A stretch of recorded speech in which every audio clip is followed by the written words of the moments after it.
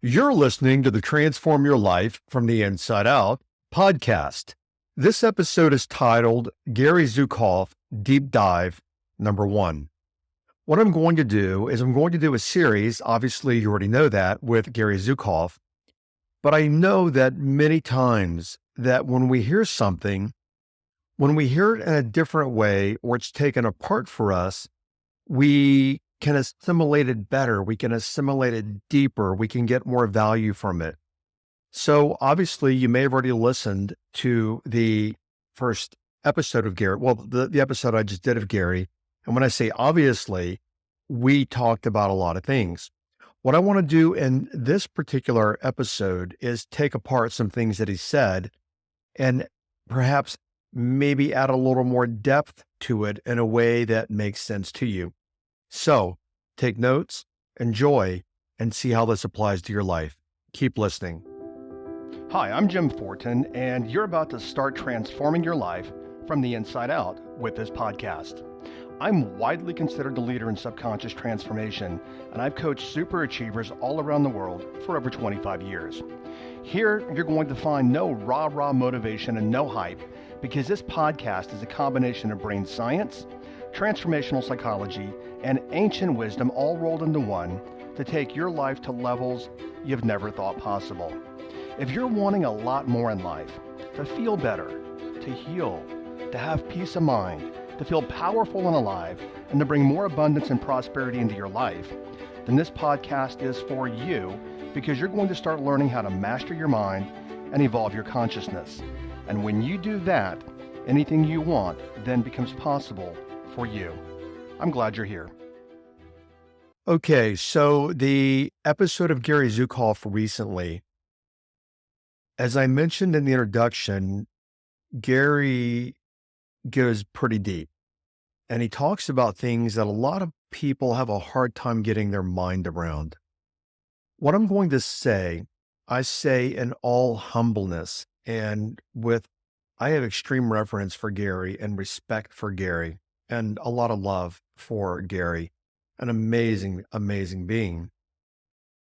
I've worked with a shaman for 27 years, as you probably already know, a real shaman. And when I said no disrespect intended to Gary, everything that he and I talked about, it's been my reality. It's been my life. It's been my world for decades. I might just use different languaging, different words, different explanations, but I'm going to use this word.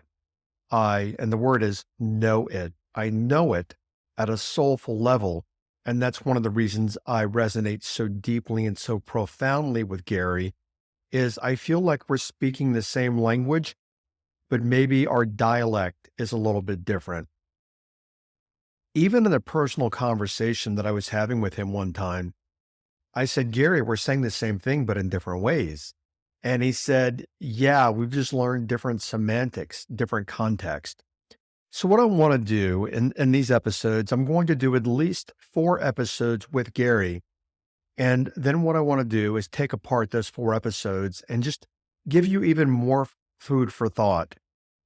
Anytime we're listening to someone, I know that we can get so caught up in what we're listening to that when we go back and we listen again or we hear it in a different way, we're like, whoa, I missed that and I missed that and I missed that. I missed all these things while I was listening to XYZ person speak. Not related to taking apart any of this episode and sharing things. And when I say take apart, I want to talk about some of the things that he said in this particular episode. But did you notice the humbleness in his voice? Gary carries this profound humbleness with him. And my intention, and I'm using the word hoping just flippantly and I'm playing, but maybe at some point in my life, Gary's 81. I am 50, what am I, 59. So he's, 20 years ahead of me. And hopefully at some point I can carry that same kind of profoundness and that solemnity in me and then deliver that to people as well. Now, in the episode, you heard us talking about his wife, Linda, his partner, I'm sorry. I don't know that I've heard him refer to her as his wife, but his spiritual partner, Linda Francis. And he said verbatim, her soul went home. And then he said, the pain was great, and I decided not to squander, meaning squander the pain and the experience. I know that everything that happens for my benefit and for my growth. Now, I want to comment on this. I remember Don Javier calling me. I lived in Atlanta, Georgia at that time, and it was 1996. And he called me, and we were just having a casual brother-in-law conversation. But when he would call me, he would always air quote, share/teach. And he said to me, and I've said it on the podcast before, he said to me, every single thing that happens to you in your life, no matter whether you think it's bad, no matter whether you think it's good, it's a blessing. And, many years ago, I could look at that. I'm like, are you kidding me? I mean, XYZ happened and this happened and that happened and that, I could point at things a mile long. And I didn't see them as blessings. I saw them as a pain in the ass, to be quite honest. And what I've learned over the years is that every single thing that happens to me, things that happen that I like and I enjoy, they're obviously a blessing. But things that happen to me, happen in my life that I do not like, they're also a blessing. And Don Javier said to me, everything that happens to me is a blessing so that I may grow and evolve spiritually. And then his mentor said something, and his mentor was also a shaman and a sorcerer and on the wall. His mentor said something like, the average man sees life as a curse. The spiritual warrior sees everything as a blessing. So a question for you. Do you see everything as a blessing?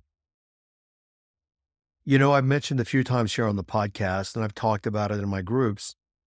I live in Sedona, Arizona, and I'm building a home that was supposed to be done literally almost 2 years ago. And I had to move in 9 months ago, and it was finished, at least structurally, and a lot of things were finished. The contractor made excuses left and right. I found that it screwed other people over. It's been pretty much a fiasco. Let me just put it that way. By anybody's measure, it's been a fiasco. I had people making extreme noise in my house today. Now, I don't know about you, but my house is my sanctuary. It's my respite. It's my sacred space. And for 9 months and for a year prior, waiting for the contractor to finish because he was already a year over contract timing at that point. I lived out of boxes in my last house waiting for him to finish this house. And finally, I had to say, whether or not you like it, I'm moving in because I had nowhere to go in Sedona. It's a small town. I was going to have to literally move to Phoenix and be 2 hours away from my home. And I'm like, no, I'm moving in. And there were so many things that were not done. And he said to me, oh, within a month, I'll have your house ready. It'll look amazing. 9 months later, we're still dealing with it.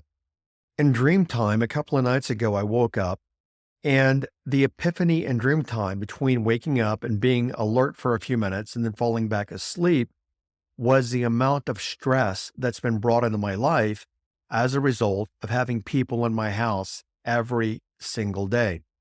My sanctuary, my home, my sacred space. So I look at this and candidly, I'm just going to be candid. I'm like, this is really fucked up. I mean, this guy is the biggest clown, shyster, pain in the ass in the world. What I had to do, and I was already pretty decent at it, but what I had to do is I had to surrender even more. Do I still have these things happening in my life? Absolutely. Will there be a resolution at some point? Of course there will. What will that date be? I don't know. But my point is, it devastated so much of the equilibrium in my life, my business, my life, my personal relationship. It decimated so much of my life because it affected my energetic flow, my energetic continuity that I had to reevaluate my entire life. And it took me to a point where I just said, okay, it is what it is. And whatever's going to happen is going to happen. And I know that in my heart, I know that in my soul. And even though it's been very challenging, I also look at it as a simultaneous blessing. So the question for you right now is, what things happen in your life that you see them as a curse? What blessing can you find? What hidden blessing can you find in those things? Because that is the beginning of your spiritual learning and that part of your life. And it may be learning to let go of fear, ego, greed, shame, money, business, even your personal relationships. And I don't know what it would be for you, but what I'm telling you, and I can say with certainty, everything that happens to you is a blessing in disguise. Now, the disguise might look like a shit sandwich, but it's also a blessing. You know, I think back to the stroke and heart failure that I had in 2020. Many people would say, oh, that's really, really bad that happened. And I mentioned that on the podcast before. It was challenging going through both a stroke, a hemorrhagic stroke, and heart failure in a 1-year period, going through frickin' both. Most people never go through either. I went through both. I'm healthy today. And I'm telling you right now, I wouldn't trade those experiences for anything. Why? Because I wouldn't be where I am today. I wouldn't have learned. I wouldn't have seen. I wouldn't have grown into the person that I am today had those experiences not happened to me. So what shitty things have happened in your life that you can reframe and you can look at it and say, oh, okay, I can see the blessing here. Okay, next one. Gary said, one day, he goes, I woke up and suddenly I knew I was in Earth school. And by the way, I didn't take copious notes at all when he and I were talking. I wanted to be present, but I went back and I listened to the entire, episode and I pulled things out of it. And he said, I woke up and suddenly I knew I was in Earth school. And then he went on to say, I didn't see how asleep the world is until I woke up in it. Truth be told, and a lot of respect and a lot of compassion, even a lot of people who listen to the podcast, even though they might even claim to be spiritualists, they're asleep in so many ways. And I'm not saying that in an arrogant way, pointing a finger like, oh, you're asleep and I'm not. Because what I've also learned is the more that you come to know, the less you know, and you've got to wake up even more to assimilate more knowing and to become a person of spiritual wisdom in your life. Not that we'll ever achieve that in a single lifetime, of course. But, he mentions Earth School. And many of us say that, and I've said it for so many years. And for me, I know that after 2020 and years prior working with Don Javier. But in 2020, I knew that everything that was happening was a lesson so that I may grow and evolve. But what I say it in a different way. You may have heard me say this before, is that I am a spiritual cosmologist. Many of us think that we are spiritual beings when I tell people that you were somewhere before you incarnated, and that means you're a cosmologist because you travel. Now, that might be alien to some of you guys, but you do travel between planetary systems. And even if you keep reincarnating in a planetary system like Earth, then you may actually incarnate here and incarnate and incarnate and incarnate and learn lessons, and then leave this planetary system and go to a different planetary system and incarnate there and incarnate and incarnate and incarnate, and then come back to this system. Something I'll talk about in a moment is that you are eternal. You have soulfully existed since the beginning of creation, and you will soulfully exist until the end of creation. You're currently, right now in this moment, if you weren't, you wouldn't be listening to this episode, but you're currently in Earth school, and you are what I call a cosmic being. You're not a human being. Many people will say, oh, I'm not first a human being, I'm a spiritual being. And I've said before, that's dogma, because many people take spirituality and turn it into a religion. So I say, you're not just a human being, you're not just a spiritual being, you are a cosmic being. And that is a being that travels through eternity from lifetime to lifetime, from experience to experience. And he said, most people miss that we're in Earth school and we don't even think that way. Now, you may be thinking that way, in fairness to you, but look out in the world. Look out in the world and look at how trapped humanity is collectively. I'm requesting that you both look and you see. Looking is looking at it physically and actually just observing it physically. Seeing is looking behind the looking and seeing what's really going on. So looking would be looking into the world and seeing all of the greed, all of the money struggles and the battles and people killing people over money and real estate and politics and fear and elections and people getting into war and then people getting into personal identification of who's judging me and I hope they don't think bad things about me and oh no, I must not be good enough and people are saying bad things about me and they don't like me and it's all nonsense. It's all a human ego game. And if you look out into the world and you see the fear and the greed and the money and the egoism and the politics and the war, that's looking. That's looking at the world. But seeing the world is seeing what's causing that. And the underlying factor that's causing that is a separation from soulful awareness. It is fear-based. It is ego-based. And it's all nonsense. And it's the games that humans get trapped in. So I'm asking you, and do not be hard on yourself. Do not judge yourself at all. Simply observe. Am I getting into all of that? And the biggest one I would ask you right now is, how much fear do you get into? And I've said it a lot of times on this podcast, is that people tend to get into a lot of fear and they live their lives in fear, but fear is not soulful. It's ego-based. It's human identity-based. As Gary would say, the words he uses is personality-based, meaning human personality ego-based.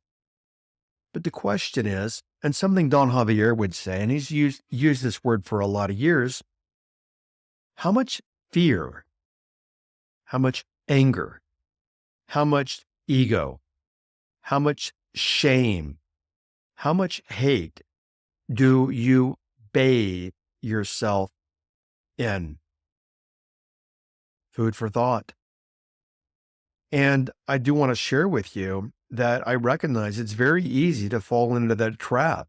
I mean, hell, we're living on a planet that's just full of that everywhere. And we're taught it from the time we pop out of the womb. When you pop out of the womb, you're that's not the right choice of words.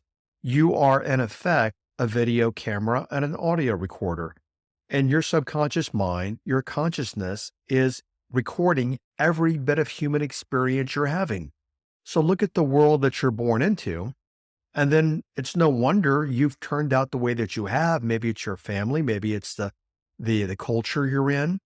You know, I see a lot of that I have a lot of Indians in the transformational coaching program. And I mean from the country India.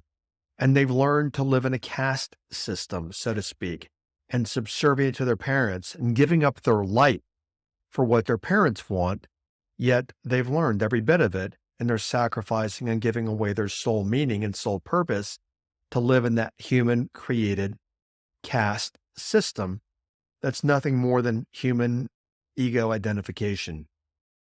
There's somebody that I didn't know anything about. I know who he is because he is, and thank you very much. This podcast is a top 100 podcast in two categories on iTunes, in personal development and in education. And candidly, a little selfishly, if you hear episodes and you think they would help people, please share. It literally helps him. It helps you because you're actually creating reciprocity there. And what you put out is what you get back.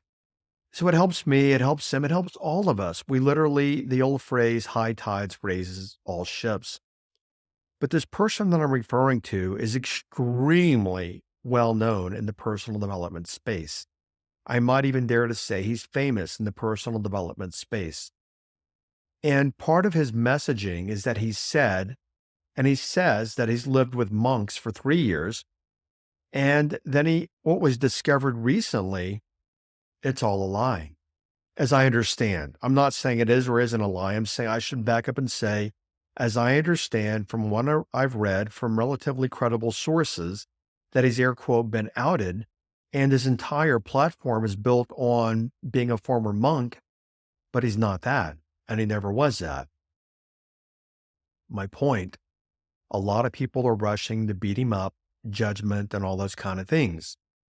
Now, does it make it harder for me and people that want to do things in the world? And I'm not saying this, I guess I shouldn't say that person doesn't want to do things in the world, but yes, it does because it makes the industry look like there's more charlatans in it.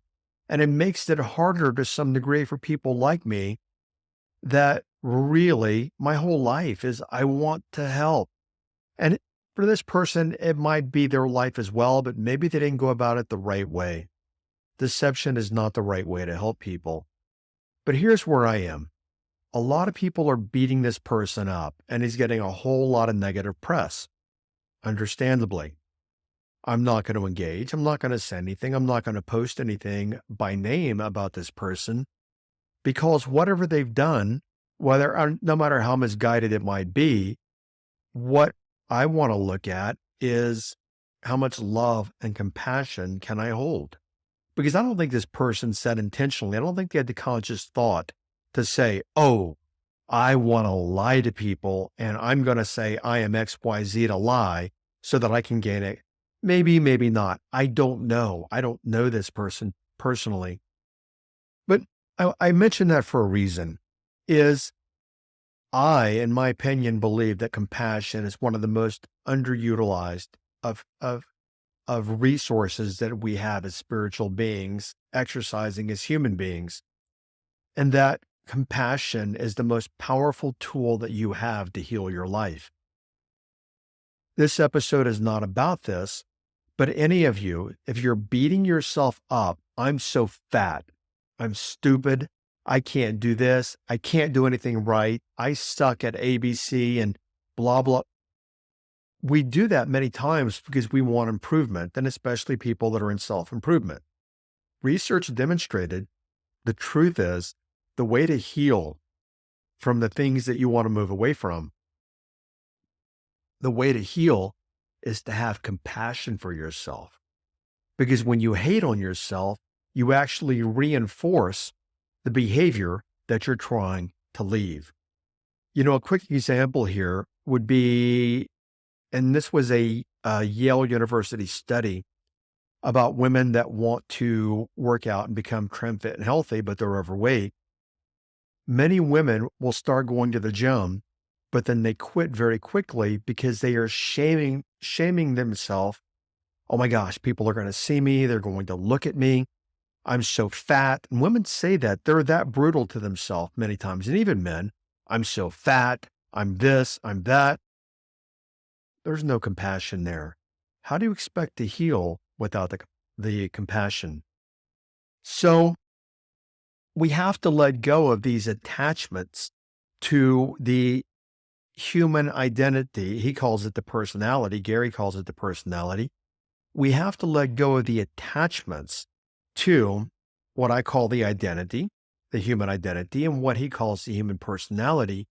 You have to let go of the attachments because something that I want you to consider is every attachment you have, the basis of that attachment is one thing and one thing only: fear. And fear is not soulful. So think about the things that you're fearful about or fearful to do. Are you fearful when you read the news? It's just other humans creating the fear for you for profit. Are you fearful about what people are going to say about you? A big one that will resonate with 60 to 70% of people listening to this episode alone. What fear do you get into and bathe yourself with regarding money and the economy and the state of the world? It's not love, that's fear. And then we attach to the fear, and then we live our entire lifetimes in that fear. You know, as the Buddha said, that our attachments are our greatest source of suffering. So, what I want to ask you, this part of the conversation, Gary calls it the personality. What parts of the personality, when it comes to living in Earth School, money, elections, fear, politics, war, judgment, etc., what fears are you attaching to? Because these things, they rob you and they take your joy. Okay, I want to segue from the episode for just one moment, and I want to ask you, where were you most stuck in 2023? What things held you back the most? When I ask people, why they're not getting what they want in life, people often say, well, I was stuck with XYZ. Or, and this may resonate with you, I feel stuck. If you're feeling stuck, one question I want you to ask yourself is, what is it costing me? What is it costing me to not resolve this and to battle being stuck? And when you add that up, whether it's money and especially in business, but in your health and your relationships, when you add that up, it's extremely costly to be stuck in life. Now, all this being said, I created a new challenge. I created it last year. Many thousands of people have gone through it, and it's called the Get Unstuck Challenge. Interesting, the name's all about getting unstuck. Now, in this challenge, it's a 9-day challenge, and I walk you through at a very profound, at a very spiritual, level, and even at a cosmic level. I walk you through who and how you're being as a being, meaning your presence on the planet. And when you understand that, when you understand the nature of you at a very deep level, now you might have heard me say be to have before, and that's more about 3D reality. Who do you have to be so you can do, so you can have? But I'm talking, what does it mean to be? And then what is that power associated with that? When you understand that, you automatically get unstuck in life. This program, never offered it before to you guys. We're offering it now. I don't think we've offered it to the podcast and an ad. Maybe we have, maybe we have. I don't remember. Anyway, it doesn't matter because we haven't offered it a lot if we have. But we're offering the Get Unstuck Challenge again. It's only $97. Thousands of people have been through it and they rave about the results they're getting. And I know that you will do the same thing. So again, ponder the question, what does it cost me? What am I giving up? What peace of mind, what happiness, what money, what relationships am I giving up in life because I am stuck in my own crap? Now, as you're thinking about that, click the link, go to tcp.jimfortin.com/unstuck. Again, and we'll drop the link in the show notes, tcp.jimfortin.com/unstuck. Download the program, you get started right away, and your life will start changing dramatically. When you apply what you're learning in that program, your life will start changing in very dramatic ways, very, very quickly. And as a matter of fact, in the next 9 days. Okay, back to the episode. Next point. Gary said, when an incarnation dies, It does. It's no, okay. He says, when an incarnation dies, it's not to be moaned. In the Western culture, when somebody, I don't even like using the word die because no one and nothing dies, it simply changes form. I know that at a soulful level because I know that when I had a stroke, I was out and I was even told that I left the planet very briefly. I'm not afraid of it, yet most people are afraid of it because they're tied to the illusion of permanence. The illusion of permanence is, hey, this is me. This is what I am, this container of skin. You're not that. That's simply your housing mechanism right now. But back to the quote, when an incarnation dies, it's not to be moaned. And he said this in reference to his spiritual partner passing. And let me read you what he said. And I went through and listened, and I'll just read you what he says here, and then I'll come back and we can recapitulate it. When an incarnation dies, it's not to be moaned. This is what happens when our beloveds go home. We know we are an incarnation of a portion of our soul. When someone dies, there is a void, and that void is not in the love, it's in the need. Now, this is powerful. Love does not hurt, need does. So think about people that have transitioned and passed from your life. Think about the pain you attach to it, and think about the needs attached to that pain. Recently, the end of 2023, the day after Christmas, I texted Gary because, again, I know Linda, his partner, has transitioned, and I texted him and I'm like, hey, how you doing? What's up? You doing okay? Etc. And in truth, I was a little concerned that maybe he might have been having a challenging time with the holidays and Linda no longer being on the planet. And he called me later that day and we were chatting about things. And he shared the similar sentiment that, and he was fine. He was jovial and fine and all this, and he was in great spirits. Many people would be in poor spirits and bad spirits, and they'd be upset about it and crying. I've seen people bemoan the transition of a partner, the death of a partner for a decade, literally sacrificing their entire life for a decade over a soul that's already gone home. Gary said something that I know to be true as well. He said that when a soul is ready to go, there's nothing you can do to stop it. Doesn't matter who your brain surgeon is. Doesn't matter who your heart surgeon is. Doesn't matter who your shaman is. When your soul's ready to go, it doesn't matter how much life insurance you have or you don't have or how safe your airplane is. Does not matter anything. When your soul's ready to go, nothing can stop it. You know, I hear people saying things like, oh, they were so young to die. No, they weren't. They went exactly when they needed to go. That was their soul agreement to go when they needed to go. So what we want to do is we want to bless that. We want to honor and love and bless. Doña Maria Sabina, she was a healer to all the presidents of Mexico when she was living on the planet. She literally was the one who took Walt Disney on mescalito journeys. Actually, not mescalito, tonical, which is mushrooms. And it's even rumored that he got the idea for Mickey Mouse when with Doña Maria Sabina. The Beatles went to see Doña Maria Sabina in Mexico, and she lived literally in a dirt floor hut. Now, she was a sorcerer and a shaman, and she was one of the mentors to my brother-in-law, Don Javier. And she said to me one time, well, she said, let me put it this way. She didn't say it to me. She said it to a group of us that were sitting with her non-physically, is that many times when someone passes, let's say that, just make this up. Let's say Bob leaves the planet. Many people are like, oh, poor Bob.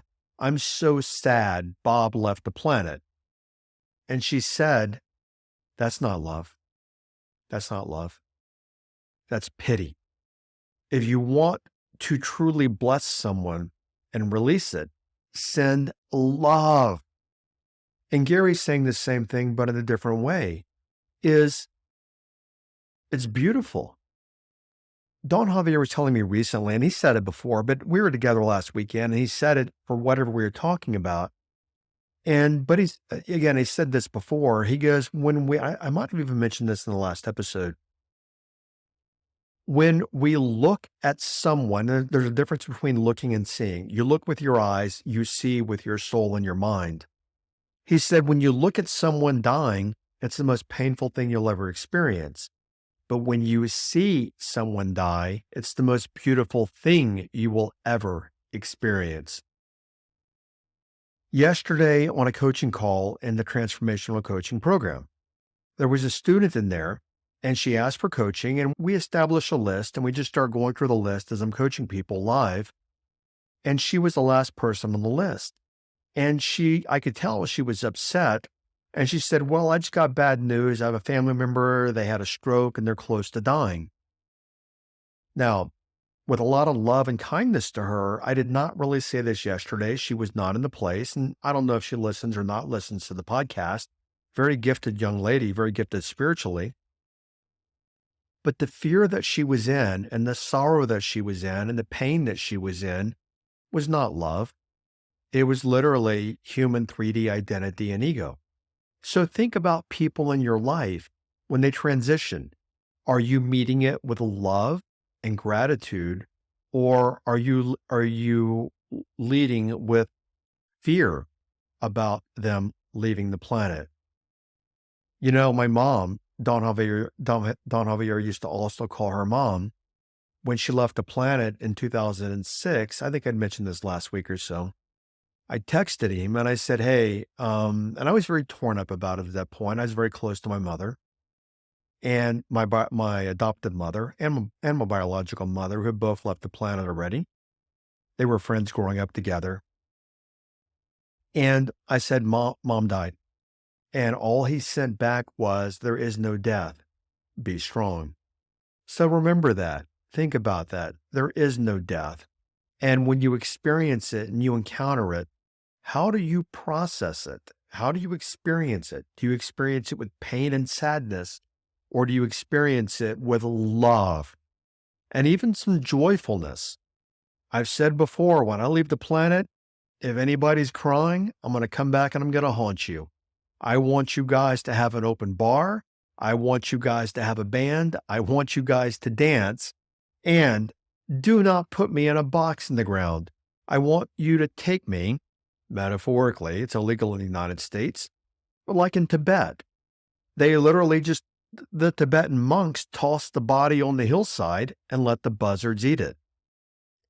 Like Gary mentioned in this episode that you just listened to, the last one with him, and you've heard it before, from ashes to ashes, from dust to dust. So why wouldn't I want to return from ashes to ashes to dust to dust? Take me on a hillside and just, hey, toss me on the hillside and let the buzzards have at it. I'm returning to the cycle of life because I'm not in this container anymore anyway. And right now, I'm only partly in the container, just like you are listening. You think you're the container. You are not the container. You are the housing mechanism. I'm sorry. Wait, I was going to say, you think you're the container listening to me now with your human identity. You are not that container. That's the identity that the container holds. You are the soulful energy that is coming through the container. So another thought, many people are afraid of death. And what I want to tell you is it's coming for you, whether you like it or not. As a matter of fact, each day that you wake up, you're closer to leaving the planet. I remember Don Juan one time, Don Javier's mentor, saying to me, death is like you're driving on a lonely highway and you're looking in your rear view mirror and you can see a car in the distance way behind you. Death is always following you, and it's also your greatest advisor. So get out of the illusion of permanence. We think we're going to be here forever. We think we have forever to do things. Get out of the illusion of permanence. Accept the power and the truth that you will transition and leave the planet, and then ask yourself, how do I want to invest my life? What do I want to do with the rest of my time in this incarnation and in this experience? Gary said in the podcast, and Don Javier said this before, and I'll just make a very brief statement about it. Physicists know this. Time is a construct of the human mind. And Gary said, time does not exist. You existed before time, and you'll exist after time. Now, I believe that's what he said verbatim, and I'm going to ask him about it because he and I are going to talk tomorrow just to get clarity on what he meant before and after time, because if time doesn't exist, there is no before and after. So I think he meant in the human experience, which is what we qualify as time. But Don Javier once said to me, there is no time. What he said to me is time, as we understand it as humans, is simply an application, meaning it's a way for the brain to process the experience and make sense of it, but it's not reality. It's the way that we apply things to the reality. Time does not exist. Now, how can you actually make this pertain to you? So the truth be told, we exist in no time, which means that people will say things like I've said before. They'll say things like, oh, okay, maybe I did that in a past life, or I knew you in a past life. There is no past life. There is only the life you're living right now in the container and the body you're living in. That life is energetic, soulful continuity that has no beginning and has no end. So you are a constant in the universes. You always have been, and you always will be, and you will always continue. So right now, if you're thinking, oh, I was born in 1965, and I left the planet in 2065. Now, truth be told, none of us know when we're going to leave the planet. I'm just using that as an example. I picked 100 because I've got more things I want to do on the planet. But you know what? That's not time. That's just an application of a marker. That's all that it is. Time does not exist. But something I want to drive home in this episode is most of us live for later. And there is no later. There's only now. Because if you're working from later, what you would be saying is, okay, this time on my watch says right now, but right now is not later, and I can do it later on another time on my watch. It doesn't exist. These are all human applications. Somebody enrolled in TCP yesterday, the Transformational Coaching Program. She came from the podcast, and she said, and that's where many people come, people that enroll in TCP, they come from the podcast. Hint, hint, hint. And like I've said before, if you think I share all the coaching here in the podcast, you think I'm giving it to you all, I'm not. Why would I do that? I don't. As a matter of fact, the Transformational Coaching Program has literally 90% of things I don't even talk about in the podcast. Just food for thought. But she said someone enrolled, she enrolled just recently, yesterday in TCP, and she shot a video. We asked people to do a welcome video. And she said she's been listening to the podcast since 2019. And she finally decided that now is a good time to enroll. There's never a good time to do anything in your life. You have to do what you want to do because there is no time. And if you're working by time, you will always be working in time and by time. So what I'm asking you right now, from Jim to you listening, what are you waiting for crying out loud? You're waiting till the kids get out of college. You're waiting till you finish your degree. You're waiting for this. You're waiting for that. Stop it already. What are you waiting for? There is no perfect time. There is only now. And if you're working and you're through time, you're stuck in the human illusion of time.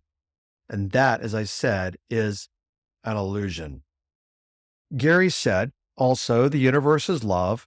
The universe is love, and everything in it is love.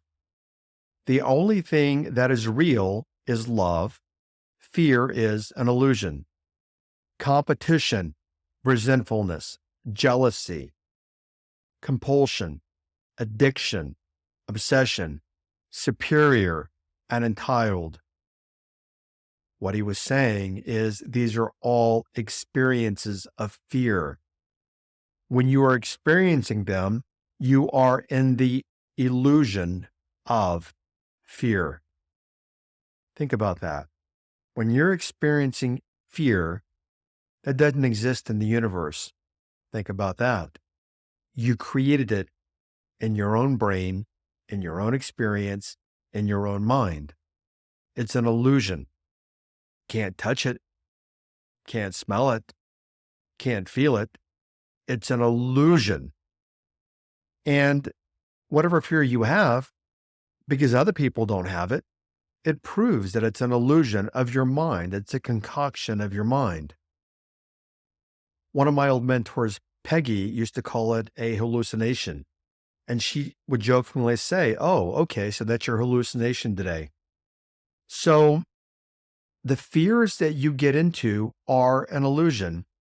And something that he asked here, a very profound question. And I love the way that he asked it. What parts of the personality are attracted to Earth School, and what parts are part of the soul? So what parts of your personality are attracted to Earth School? And Earth School, basically people are getting into the competition and the resentfulness and the jealousy and the compulsion and the addiction and the obsession and the superior and the entitled. Those are all elements of Earth School. None of them belong to your soul. And if you sit here saying, "Oh, I'm a spiritualist, I'm a spiritualist, I'm a spiritualist, Hare Krishna, Kumbaya, blah, blah, blah, peace and love and light," but yet you're afraid of your own shadow, unfortunately, that's mostly just talk of the ego and talk of the personality, and it's not reality for that person.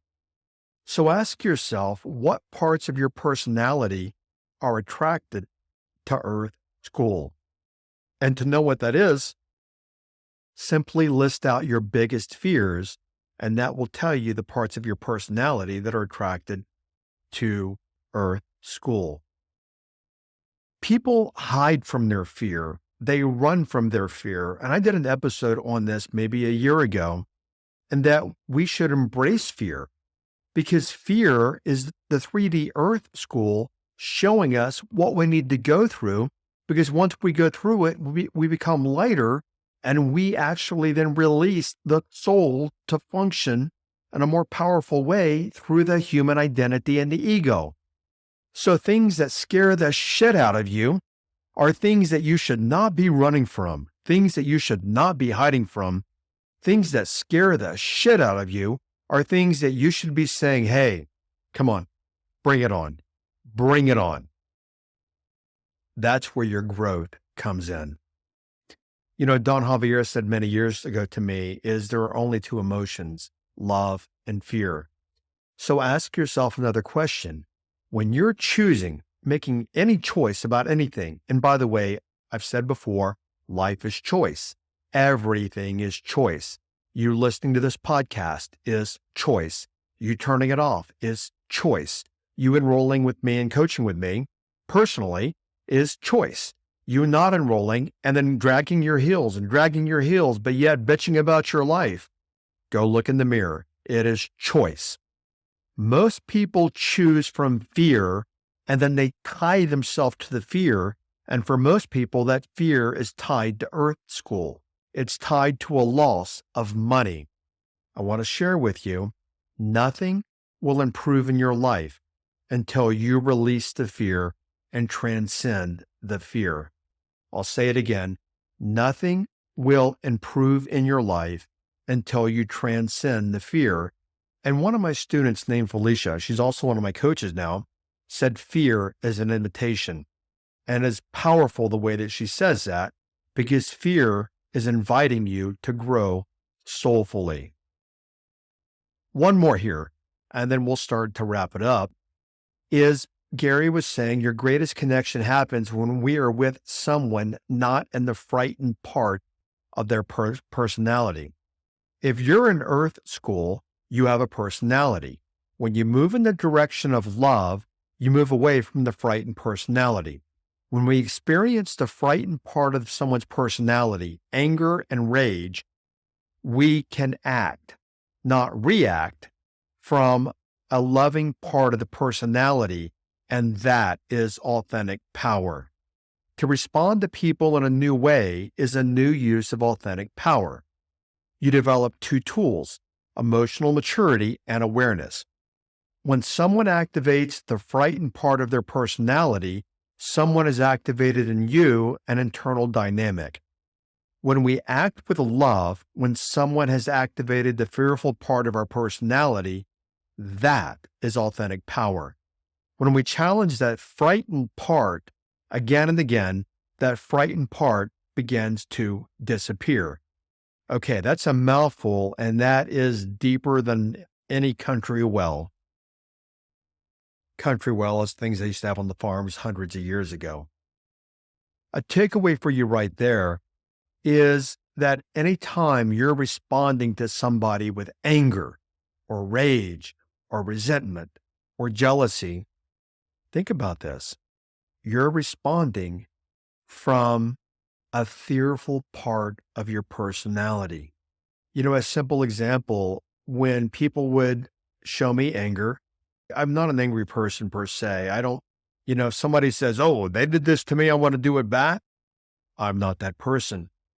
But let's say, for example, somebody, cut me off in traffic, or I cut them off by accident or whatever, and they shoot the finger and they get road rage.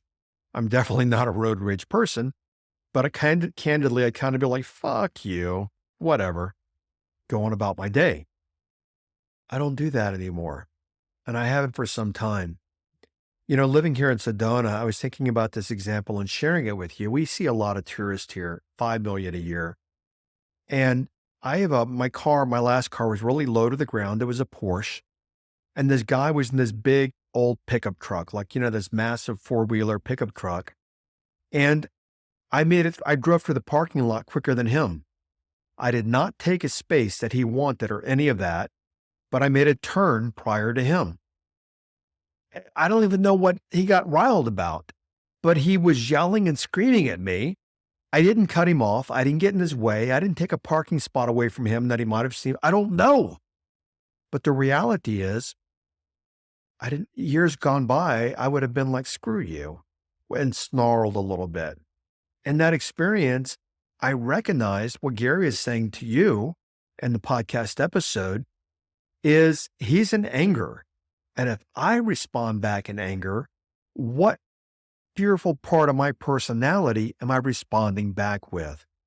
So your takeaway is this. When people do things to you, even hurtful things, think about how you're responding. Most people react. By the way, in TCP, we talk about the difference between responding and reacting and how to manage them. Never talked about that in the podcast. Case in point. I'm just kidding, but I'm not kidding. But here's the thing. When someone does something to you that's hurtful, do you respond with love or do you react with the same kind of hurt? And that goes back to the old phrase is that hurt people hurt people. And when they hurt people, those people tend to hurt the people back who hurt them. So that's a big one. So think about that. When somebody does something to me in a particular way, do I respond with love or do I react with the emotion of anger they might have given me, and do I throw it back at them? Okay, that takes apart some salient points in this episode I wanted to share with you. So I'd request, go back through and listen to this episode and Gary's episode a few more times. I know that people tend to blow through the episodes thinking they get it. That's not true. We miss so much, and it's not because we're stupid or this or that. Our brain filters it out. The brain can only handle so much. So it's a brain-based mechanism. And what I'm telling you right now is go back and listen and listen and listen a few times till you start to experience some changes in your life. Okay, that wraps up this episode. I'm looking forward to sharing the next one with you, which will be another episode of Gary. And I appreciate you listening. I'll catch you over on another episode. Stay well, stay healthy. Remember, the world needs us, and I'll catch you later. Bye-bye.